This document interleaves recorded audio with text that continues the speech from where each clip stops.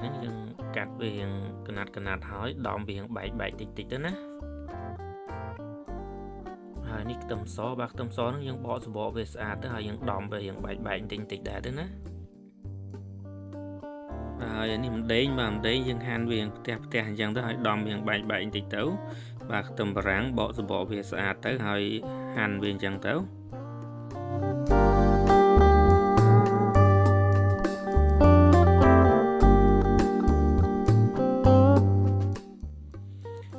nếp sật á bà sật nó mong ôn phở sật cho bà ngà mù tối cho bạn đấy nè bà hơi tóm nó đi chìn nè bà chìn nè nó dừng hành về tôi chẳng nó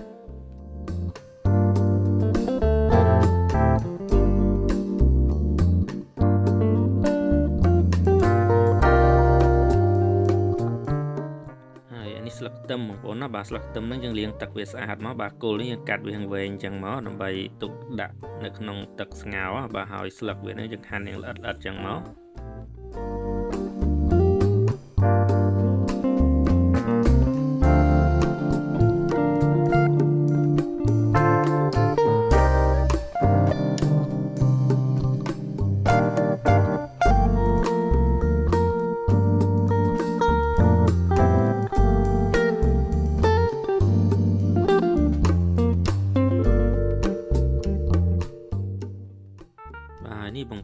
bằng con nó dừng liền tặc về sạch sẵn á bà liền tặc hỏi dâu về một buộc vẹt đá dần tàu bà nằm mấy bê dừng dâu từ ngào tới vì châu chiết lõ hỏi bê dừng hộp của dừng đuột sạch vì hộp xua đây bà bê tặc buộc hỏi dừng đạm vào châu mình tích đó nè bà đạm vào châu hỏi dừng đạm đầy châu bà đạm đầy hay nâng cô sạc cây bà tầm xó hay nâng sạc cối sao bà đã trâu bà nắng hay dân đã bà con trâu mó bà đã bà nắng mó bà tọa mó dân cầu biệt tục tới nè bốn bà cầu biệt tục oi lần buộc chân bà con nâng tới nè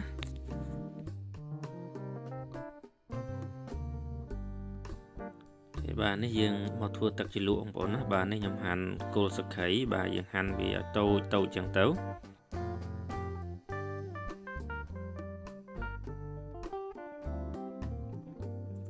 rồi một tí nữa dân hành về tôi chẳng đã tới ba dân đã tam chỗ chất tới nè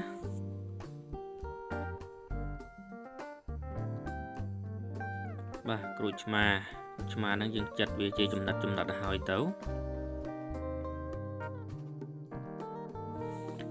ហើយយើងយកកូនចានមួយមកដើម្បីធ្វើទឹកជ្រលក់បាទនេះស្ករសបាទខ្ញុំដាក់មកសភាហ្នឹងបាទនេះប៊ីចេងបាទមកចុងសភាបាទហើយនឹងទឹកត្រី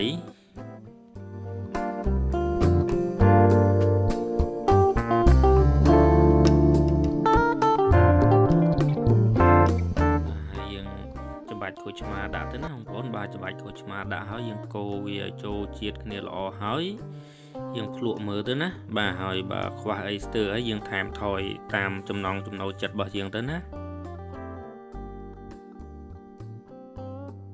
បាទពេលដែលភ្លក់បានរសជាតិដែលយើងចូលចិត្តហើយយើងដាក់ស្លឹកខ្ទឹមហើយនឹងម្ទេសដែលយើងហាន់មុននឹងមាញ់ចូលឲ្យអស់មក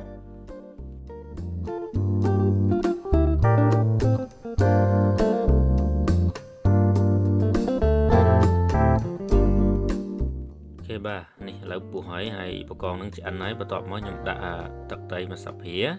ហើយនឹងម្សៅស៊ុបមួយស្លាបព្រានឹងដែរបាទហើយស្ករបាទនេះស្ករសខ្ញុំដាក់មួយស្លាបព្រាហ្នឹង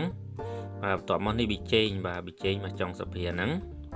បាទហើយយើងដាក់បាទផ្សិតបាទដាក់ផ្សិតចូលមកហើយនឹងបាទខ្ទឹមបារាំងបាទខ្ទឹមបារាំងនេះដាក់ចូលដែរមកបាទបន្ទាប់មកដើមខ្ទឹមបាទដើមស្លឹកខ្ទឹមមុននឹងមាញ់បាទយើងដាក់ចូលអស់មកហើយយើងដាក់ចូលអស់ប៉ុណ្ណឹងហើយយើងគ្របទុកវាឲ្យវាឡើងមកពុះទៀតទៅណាបាទឡើងទៅមកពុះទៀតអូខេហើយឆ្អិនហើយ Thank you.